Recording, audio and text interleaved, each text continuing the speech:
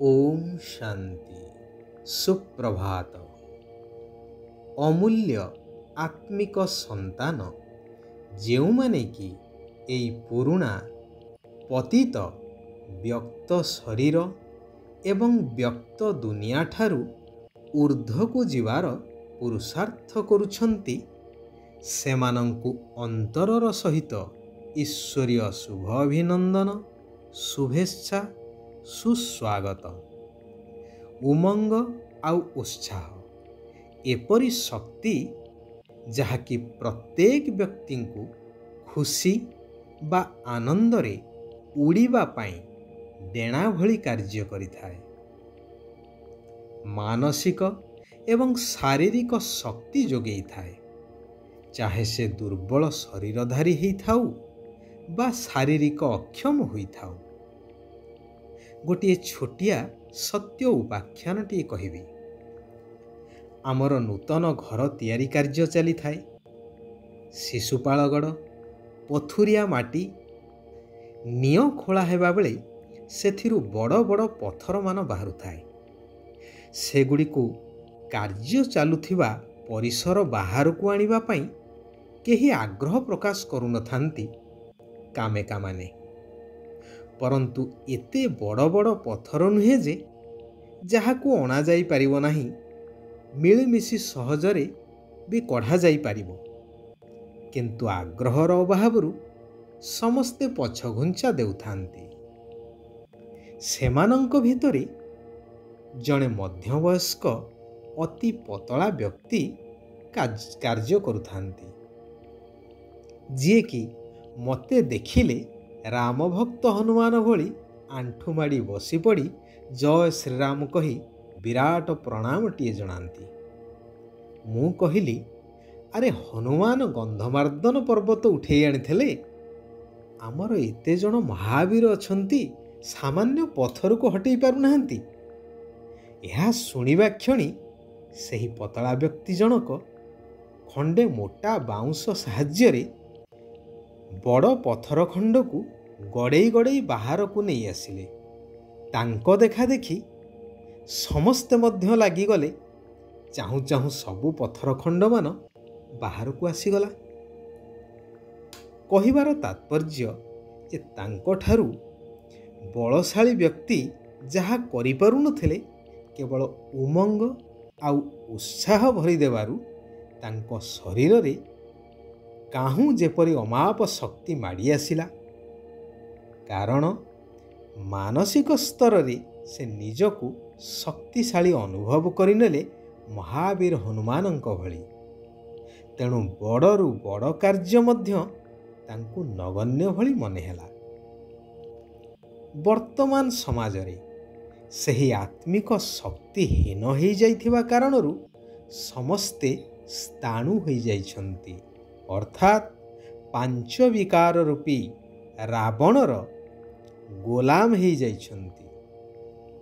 तेणु भगवान आसी समस्तंकु उमंग आउ उत्साह रूपक डेणा लगेई पुनश्च संपूर्ण मुक्त विहंग रूपरे उड़ेइबार कार्य करुछंती। एई व्यक्त दुनिया एवं व्यक्त शरीरर आधार नहीं जेउ आत्मिक संतान माने परमात्म मिलन मनैबा पाई आसिछंती, सेमानंकर स्नेह संपन्न मिलनर भावना एवं संपूर्ण हेबार श्रेष्ठ कामनार शुभ उमंग उत्साहर तरंग को बाप दादा देखुछंती। एठारे कही रखे बाप दादा अर्थात निराकार शिव बाबा ब्रह्मा बाबा बा दादा तांको सहित मिसी आत्मिक संतान मानक सहित मिलन मनौछंती। एई आरावली पर्वत श्रेणी रे जार नाम रखिछंती मधुबन। अनेक बार आसीथिबा एवं प्रथम थर मिलन मनौथिबा संतान मानंकर मध्यरे उमंग उत्साह भरी रहिछि। ତେବେ ବାବା କହୁଛନ୍ତି ଜ୍ଞାନ ଯୋଗ ରୂପକ ଡେଣା ତ ସମସ୍ତଙ୍କ ପାଖରେ ଅଛି, କିନ୍ତୁ ପ୍ରତ୍ୟକ୍ଷ ସ୍ୱରୂପରେ ପ୍ରତ୍ୟେକ କାର୍ଯ୍ୟରେ କିପରି ବି କାର୍ଯ୍ୟ ହେଇପାରେ, ଚାହେ ବାସନ ମାଜିବାର ହେଇଥାଉ, ଝାଡ଼ୁ ସଫା କରିବାର କାର୍ଯ୍ୟ ହେଇଥାଉ ବା ସାଧାରଣ କର୍ମ ହଉ, କିନ୍ତୁ ସେଥିରେ ମଧ୍ୟ ଉମଙ୍ଗ ଉତ୍ସାହ ସ୍ୱାଭାବିକ ଏବଂ ନିରନ୍ତର ହେବା ଉଚିତ। ତେବେ ଉମଙ୍ଗ ଉତ୍ସାହ ଦ୍ୱାରା ଦେହଧାରୀଙ୍କ ସ୍ନେହରେ ବାନ୍ଧି ହେବା ଅନୁଚିତ, କାରଣ ଏହା ଲକ୍ଷ୍ୟସ୍ଥଳରେ ପହଞ୍ଚେଇବା ପରିବର୍ତ୍ତେ ଆହୁରି ଲକ୍ଷ୍ୟ ଭ୍ରଷ୍ଟ ହିଁ କରେଇବ। ତେଣୁ ପରମାତ୍ମା ସ୍ନେହର ଅନୁଭବ ହିଁ ଦ୍ୱନ୍ଦ୍ୱରୁ ମୁକ୍ତ କରେଇ ପାରିବ, ତେଣୁ ଏବଂ ଲକ୍ଷ୍ୟସ୍ଥଳରେ ମଧ୍ୟ ପହଞ୍ଚେଇ ପାରିବ। କହିବା ବାହୁଲ୍ୟ, ଯିଏ ପରମାତ୍ମା ସ୍ନେହୀ ସେମାନେ ସ୍ୱତଃ ଭାବରେ ସମସ୍ତଙ୍କର ସ୍ନେହୀ ହେଇଥାନ୍ତି ଏବଂ ପ୍ରତ୍ୟେକ କାର୍ଯ୍ୟ କେତେ ବି କଠିନରୁ କଠିନ ହେଇଥାଉ ତାଙ୍କୁ ଖେଳ ଭଳି ଅନୁଭବ ହେବ। ସେଥିପାଇଁ ଉମଙ୍ଗ ଉତ୍ସାହକୁ କାୟମ ରଖିବାକୁ ହେଲେ ଭଗବାନ ପ୍ରତ୍ୟହ ଯେଉଁ ମୁରଲି ଶୁଣାଉଛନ୍ତି ବା ଶ୍ରୀମତ ଦେଉଛନ୍ତି ତାହାକୁ ନୋଟ କରିବା ସହିତ ଅଭ୍ୟାସ କରିବା ଦରକାର। ବିନ୍ଦୁ ସ୍ଥିତିରେ ରହି ବିନ୍ଦୁ ପିତାଙ୍କୁ ମନେ ପକେଇ ବିତି ଯାଇଥିବା କଥାକୁ ବିନ୍ଦୁ ଲଗାଇ ଆତ୍ମିକ ବାର୍ତ୍ତାଳାପ କରିଚାଲ। ଜ୍ଞାନର ପଏଣ୍ଟ ଗୁଡ଼ିକୁ ମନନ ଚିନ୍ତନ କରିଚାଲ, ଯାହାକୁ କୁହାଯାଏ ସାଗର ମନ୍ଥନ। ତେବେ ସର୍ବଦା ମୁକ୍ତ ବିହଙ୍ଗ ସଦୃଶ ଉମଙ୍ଗ ଉତ୍ସାହରେ ଉଡ଼ି ଚାଲିବ।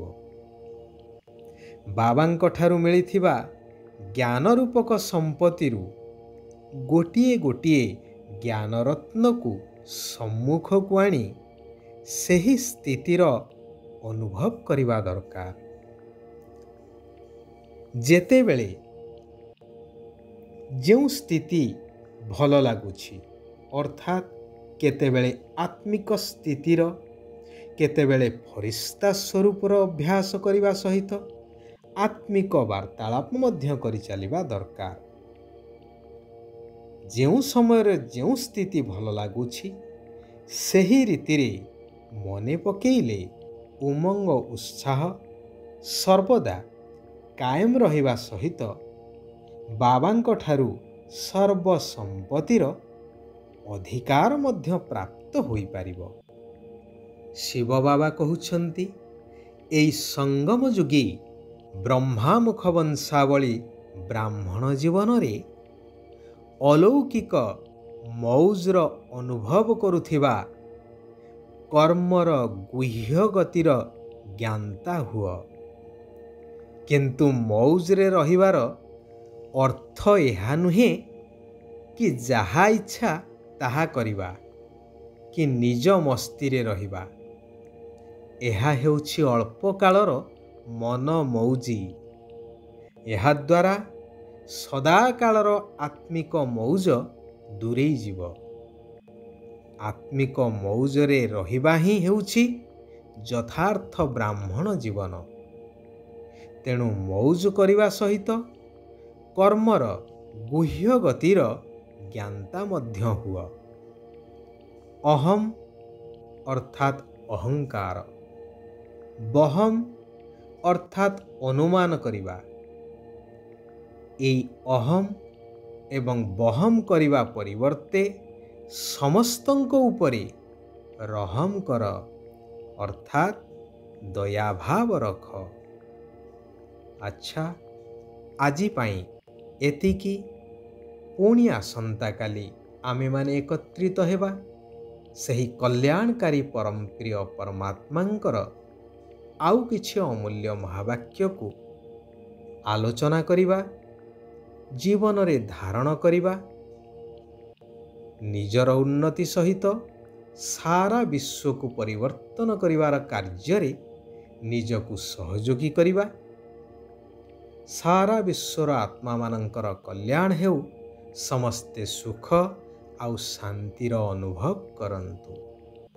ଓମ୍ ଶାନ୍ତି। ଓମ୍ ଶାନ୍ତି। ଓମ୍ ଶାନ୍ତି।